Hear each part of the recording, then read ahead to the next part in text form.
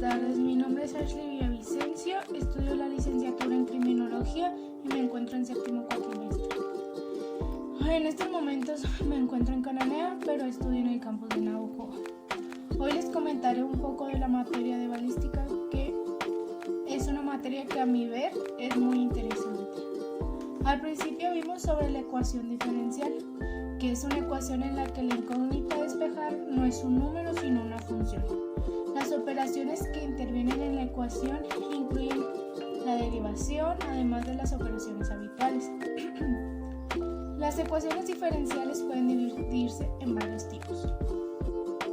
También lo que vimos fueron algunos conceptos de balística y los cuales algunos yo no sabía, como por ejemplo los proyectiles múltiples, que son llamados vulgarmente perdigones. Son cartuchos que poseen en su interior una cantidad variable de proyectiles, generalmente de forma esférica, y pues la boquilla, que es la abrazadera del fusil.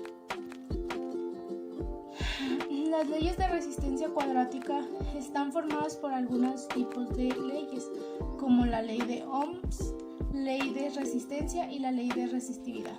Por decir, la ley cuadrática de la luz consiste en verificar que la intensidad de la fuente varíe con el inverso del cuadrado de la distancia. La ley de Newton se expresa como un objeto en reposo, o sea, un objeto en reposo está en reposo y un objeto en movimiento permanece en movimiento. Los movimientos de proyectiles. Cuando un objeto es lanzado al aire, sufre una aceleración por la gravedad. El movimiento más sencillo es la de caída libre. Pero cuando un objeto, aparte de desplazarse horizontalmente y verticalmente, se dice que tiene un movimiento de proyectil.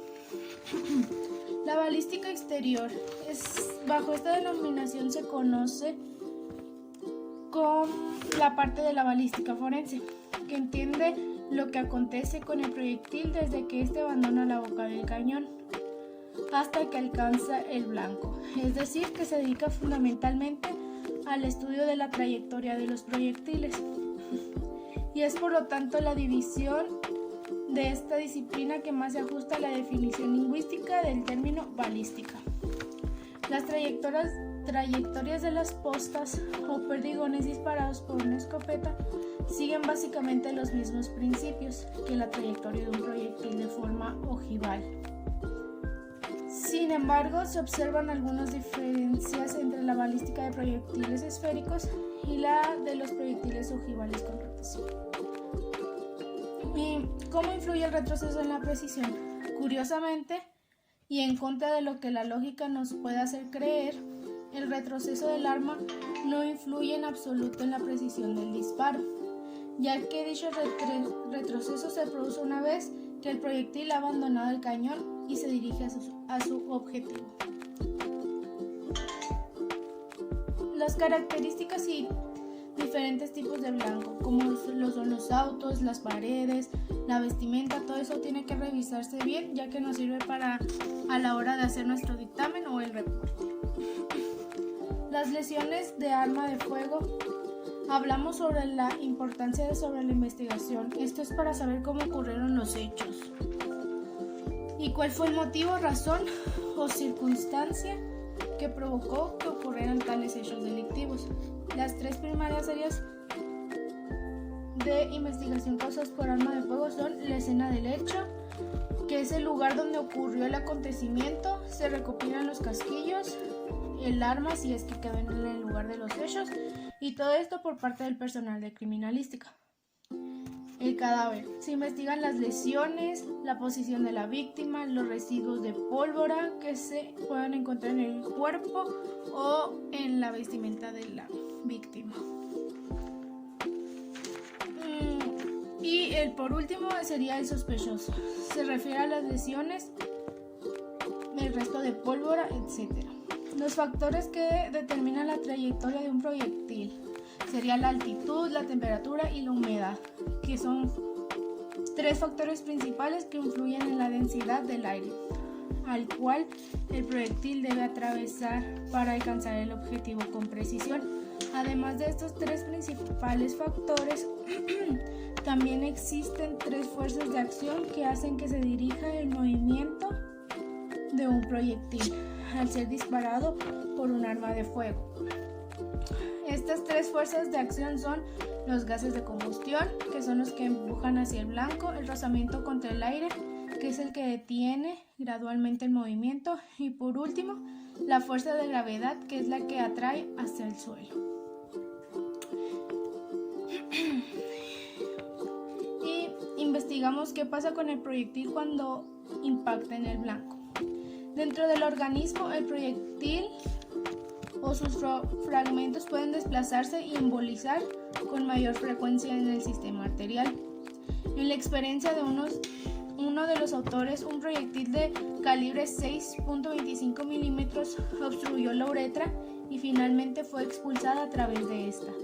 En los disparos con ayuda de cañón a corta distancia, el gas producido por la deflagración de la pólvora penetra en el orificio de entrada para luego expandirse dentro de los tejidos. Este hecho reviste importancia en los compartimentos escasamente distensibles, como el cráneo o la mano, donde el daño tisular que produce puede incluso ser de mayor magnitud que el del proyectil, o en el caso de las escopetas y rifles, cuyos cartuchos generan una gran cantidad de gas.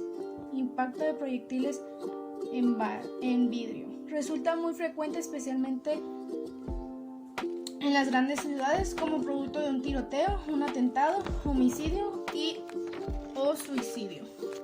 Resulte daño o perforado el vidrio de una ventana, puerta u objeto que contenga dicho material. El astillado de los cristales, consecuencia del impacto, y se produce inmediatamente en el cristal o en sus bordes. Ello puede deberse a diversos factores, como escasa energía cinética del proyectil del arma de fuego, considerable espesor del vidrio, impacto previo en otro cuerpo vivo o no, que se trata de una piedra arrojada a poca velocidad. Algunas variedades de madera, como el roble y el arce, son famosos por su resistencia, pero los científicos dicen que un nuevo proceso simple y económico puede transformar cualquier tipo de madera en un material más resistente que el acero, e incluso algunas aleaciones de titanio de alta tecnología. Además de dar una vuelta de estrella en edificios y vehículos, la sustancia podría incluso usarse, y aunque se ha utilizado durante milenios para construir todo desde muebles hasta casas y estructuras más grandes, la madera no tratada rara vez es tan resistente como los metales utilizados en la construcción. Los investigadores han intentado durante mucho tiempo mejorar su fuerza, especialmente comprimiéndola y desinficarla. Pero la madera desinficada tiende a debilitarse y vuelve a su tamaño y formas originales, especialmente en condiciones húmedas. Para finalizar, les recomiendo a mis compañeros que tengan o tendrán esta materia más adelante que pongan mucha atención, ya que es muy interesante. Yo no conocía muchas cosas y he aprendido bastante. Gracias, maestro, por su aprendizaje y enseñanza. Muchas gracias.